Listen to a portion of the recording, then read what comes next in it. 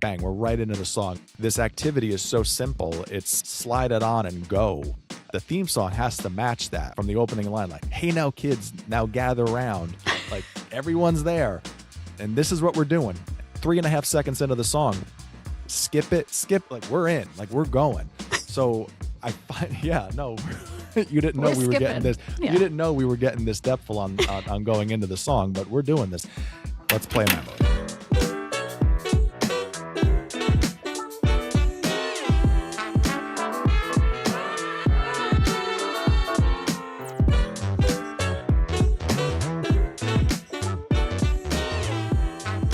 So doing something a little bit different on this episode of Play Me a Memory, looking back at a commercial from the 90s. This commercial had so many elements of what made the 90s great and 90s commercialism great.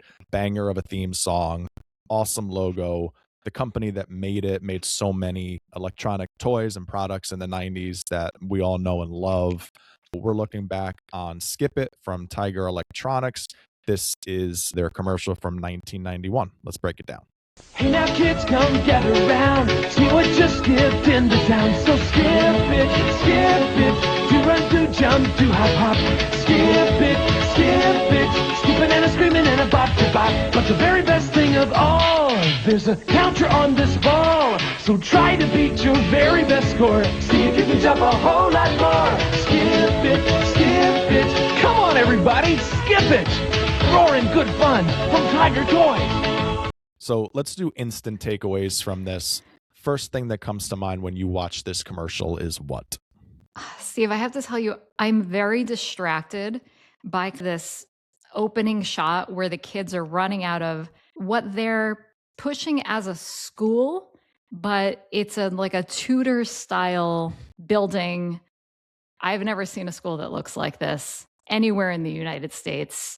No, and the more I watch it, the more I feel like it has this kind of like monastery vibe to it, where you're like, is this like are there nuns inside? Like, you know, because like if you look closely at the outside of the building, like I think there's a clock tower like on you're top, right. But immediately, right, kids running out with backpacks. So to your point, like it's definitely being pitched as a school. There was another point in time where I thought, like, is this like a rich kid's home? Then at another shot, there's a playground out front. So definitely it's not a rich kid's home because there wouldn't be a complete playground out front. Right off the bat, I don't know where we are, where this commercial is taking place, but I think we probably have to run with some kind of school. Yeah, and I love that you said it looks like a monastery. This is like, you know, like maybe it's like Escape from Catholic School or something. Although even Catholic schools and Catholic churches that I know are not. This is not the vibe. So, yes, no uniforms. No uniforms. Yeah, that's right. No uniforms. Right? So the story does not check out. How did all the Skip-Its get to this place? Because there's definitely like, did they all bring him on the bus? You know, when like the kid would get on the bus at school with his like trombone or something like that, and that long like, you know, machine gun case. Like, did they all just take him on? The setting leaves a lot to be desired. A lot of questions. Yeah. Well, I think that you also bring up a good point. In your memories of Skip-Its, did you ever see them on your school's playground, or I guess any playground? No. Always an at home, at someone's home toy. Never like a private. Yeah.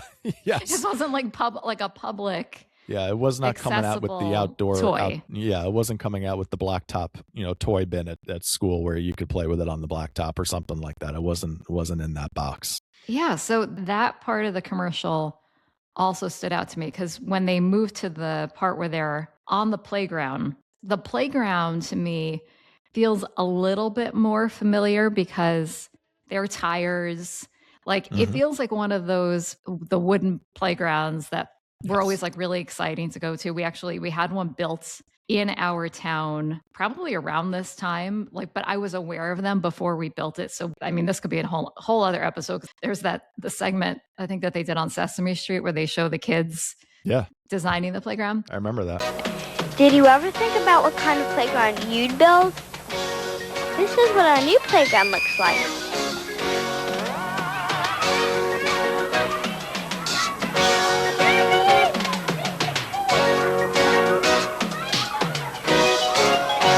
Anyway, this feels similar to that type of playground. However, there is also like a weird structure in the background that also kind of looks like, yes, what is that? What is that thing?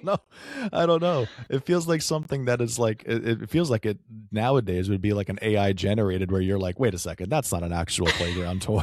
Like, that looks like something that could kill a kid if we're not careful. A teepee or... What's funny is I'm sure that this was not the intention, but I had to look this up before we press record because we will get more into like the mechanics of the skip it and the dangers of it. But in my mind, I'm like, this feels like it was fashioned after like a ball and chain, like a medieval weapon. Yeah. What I'm wondering is, was this like a happy accident that we're like, we have this like Tudor setting and this strange otherworldly background playgrounds, and then this thing that seems like it was fashioned after like medieval times? Maybe it was intentional. Did you ever have that thought, like that the shape and mechanics of this thing? No, You never thought of that? Not until right now when you said ball and chain. Like my first thought was like, oh yeah, like they used to make like prisoners wear and like carry around and whatnot. And it does, like, I mean, I guess there's like a little bit of a prison vibe, like outside Yeah. of a prison vibe to it. So yeah, I can see that, but I didn't make that connection until right now. You're putting it around your ankle like a shackle. Now I also have it in my head that whoever made this commercial was maybe like a really, really creative, artsy person who had this whole vision for like tying the modern world with like the old world. And they didn't let him do it, but he tried to sneak in a couple elements that got left behind that are just confusing now.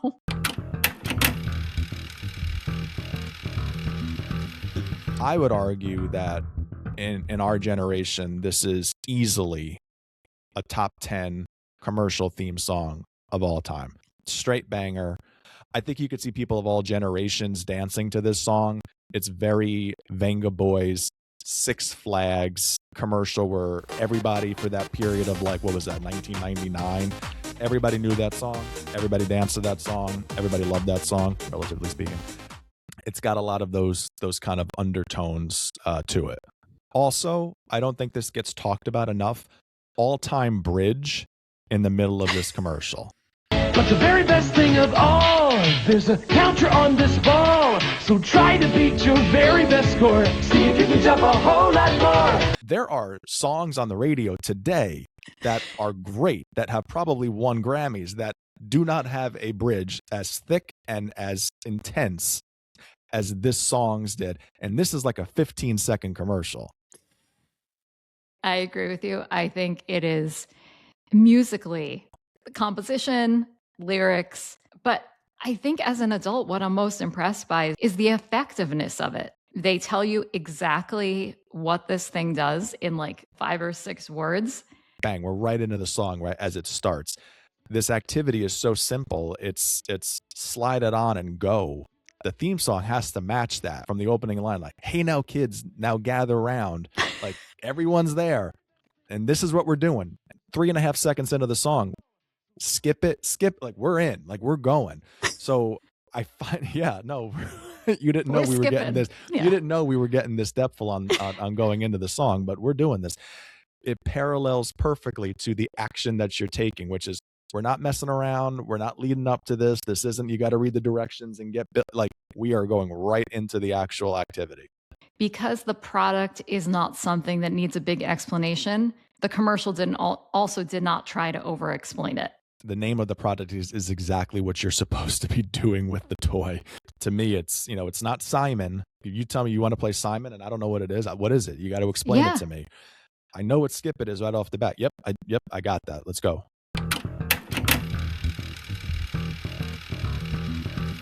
To tie back to this exceptional bridge, this thing could exist without the counter on it, but it's the cherry on top. The little extra thing that also does not really need much of an explanation. Because this thing without the counter did and still does exist, because we're basically talking about a jump rope. The thing that set this apart is the counter on it. I don't know who I thought made this product, maybe Mattel. My Skip It that I owned was pink, and I think that that's one of the prominent one that's kind of featured both in the commercial and in the logo. But the company Tiger Electronics is the manufacturer. Do they mention that in the commercial? Yes, there's actually a very the tagline at the end. Come on, everybody, skip it! Roaring good fun from Tiger Toys. Because it's a Tiger Electronic. Yeah. Wow, this commercial really nailed the execution that they just slipped that in there. It fits a nice, clean slogan. Yeah, wow, it really fantastic. is. It's the godfather of of 90s commercials. Like it all just comes right together. I remember Tiger Electronics because it always felt like the giveaways on a lot of the 90s game shows on Nickelodeon, Legends of the Hidden Temple or Double Dare or whatever it is. Like you would get like the talk back, or you would get whatever the gift was, the parting gift. I always remember the announcer saying like, made by Tiger Electronics. So I was aware that it was an electronics company that did things like that, but I had zero idea until we rewatched the commercial that it did Skip It, because I don't think you would think of Skip It as an electronic toy, even though there was an electronic counter in the toy. There are no batteries. There are no wires. I don't know how mechanically the counter works, but it seems like something that would not really require an electronics company to be involved in it. So it's interesting that they would bother themselves with something like so simple. I never knew that until now, that there wasn't a battery that was necessary to make it work. We should probably check. Maybe we should fact check this. I mean, we don't get the batteries not included tag in the commercial, right? The retro one does not require batteries. So the one that we're talking about does not require batteries. So we're good. In my mind, it's still a little magical how this counter works. I'm sure someone with an understanding of engineering would think it's like quite simple to explain. But yeah, chime in the comments, because I would like to know how that works. But I think it just adds to the mystery and the magic of it. I mean, it can only count so high, and then it has this little button that you press that's like that resets it. Funny to think about now how our generation, and really every generation in the 2020s, is like obsessed with counting our steps, tracking everything. We all have watches or Fitbits or whatever. I like to think that maybe subconsciously everyone who had a Skip It was like at a young age used to counting and tracking our exercise. It feels like this was like the original pedometer. I think it effectively is a pedometer. It's counting the rotations. Even though this is clearly marketed to kids, it is so simple and functional that I'm curious if there were like adults in the 90s who this was their preferred method of exercise. That would be great if that was ever something that was uncovered, that people actually used this, like the Nordic track and all those things that were around in the 90s. Yeah, like this, there was also like the Chuck Norris like workout routine also included Skip It as part of its core part.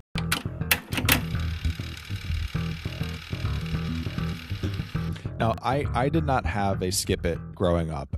I do have a couple of questions that I've always been curious about as it pertains to the Skip It, if you'll indulge me for a second. My first question is, did you have to take your shoe off to get your foot through the hole and then put your shoe back on, or were you able to put it over your entire shoe? I think you could put it over your shoe. I mean, obviously, it couldn't go in like in a flexed position. Yes. So yeah, you'd have to kind of like point your foot and then put it through. Okay. The 90s were very big on socks that like settled around your ankle. Mm-hmm. So, I mean, yes, some kids wore them high, and then there was a period of time where we kind of pushed them down, and then there was the part, you fold them over your heel. They kept getting lower and lower down. But around this time, socks that were like settling in around your ankle were commonplace. Did it help with any sort of rubbing, friction, burn marks? Like was that a barrier to like, talk me through like what that was like? Because it just feels like that would be something that would leave a mark. I'm glad that you mentioned the socks, especially as it pertains to this commercial, because we see several close-up shots that are just the knees down. And it's exactly as you're describing. They're kind of like the big bunchy socks, not like the no-show socks that we kind of evolved into later in our childhood and teen years. But some of us still do. Some of us still do. Some of us still do. Some of us haven't. I've been like slowly making the switch, but it's a challenge. I hear you out yourself. I've heard you very easily out yourself and your age by like where your sock is on your ankle, and I probably scream 40 at this point in time because I still wear crew socks. So I still think they look better with like athletic shoes, but if it's not like for a fashion reason. Yes. But in the early 90s, did these socks help with the absolute way that this toy destroyed your ankles? Being part of a kid in any era comes with scrapes and bruises, but it was nearly impossible to use the skip it and not walk away with cuts on your legs and your ankles. For a toy like this that did a fair amount of damage to your skin, do you not look back on it with such like, oh, that thing used to like rub my ankle and I would have red mark? Like, why is it that it's just completely like not a problem? I think it goes back to this idea of we all have toys that we remember. And we did a whole episode right before Christmas on kind of like memorable Christmas gifts that we have received. But I would put the Skip It in this category of it was a coveted item for me for like a good amount of time. And it was actually interesting for me to see that this commercial came out in 1991 because I think throughout my first grade, which was like in 1989, 1990, was when I was introduced to this product, when I went over friends' houses who had them. It built up, I think, the intrigue of it. So I think when it came around to my birthday, which was the end of the school year, my birthday is in June. Actually, we're recording this a week before my birthday in real time, which it feels awesome and timely for this. You know, it was just so exciting to like, now I have my own. And like seeing that bright pink color when you're turning 7 is just like there's that plastic, like nothing beats that when you're a kid in the 90s. There's nothing better than, you know, that feeling of waiting for something that you've wanted for so long and then finally getting it and just devouring it and not giving it any time for air because you have been so patient. And I think that's what adds to like when we look back on some of these commercials, like we all had one at least that put us in that frame of mind of you just have to have it, you know, like it's just I need this. And then when you do get it, that ultimate cherishing of it without any regard for physical damage that it does or anything else, like you just don't care. It's yours.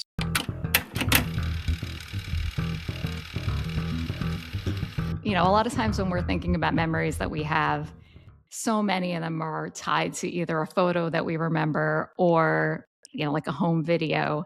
I will post these, but for now, Steve has not seen these. I'll just hold them up. These are actual photos.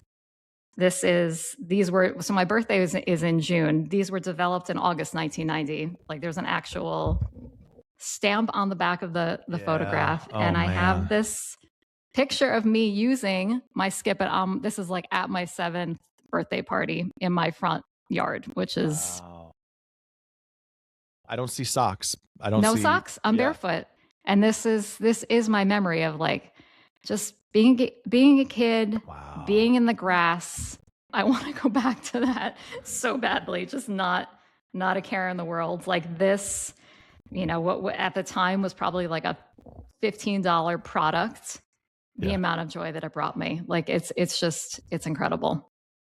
Yeah, it turns out, like we said, the very best thing of all is not the counter on the ball. It's the experience and the memories of it all. It is. And we're not going to cover a modern day commercial if one exists, but I did also want to share, and this was kind of I think a little bit of the impetus for us unearthing this commercial is that my niece turned 7 earlier this year, and when I was asking my sister some ideas on what to get her, she brought up the Skip It.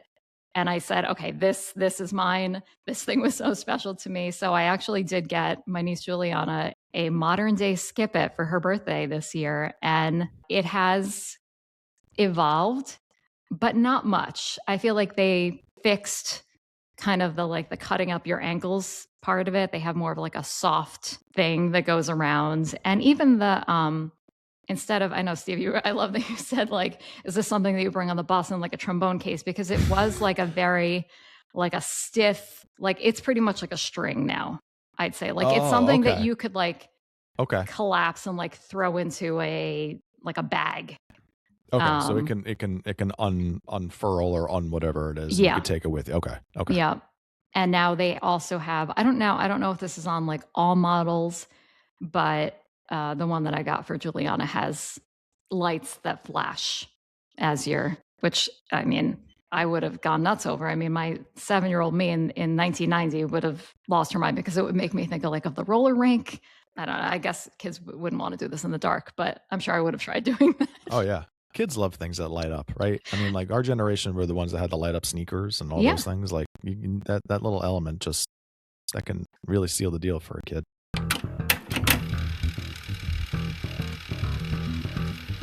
I want to bring up one more thing that is both apparent in my photo that is a little bit of a disconnect from the commercial. We see a lot of kids using them at the same time, but it is something where you need a lot of space.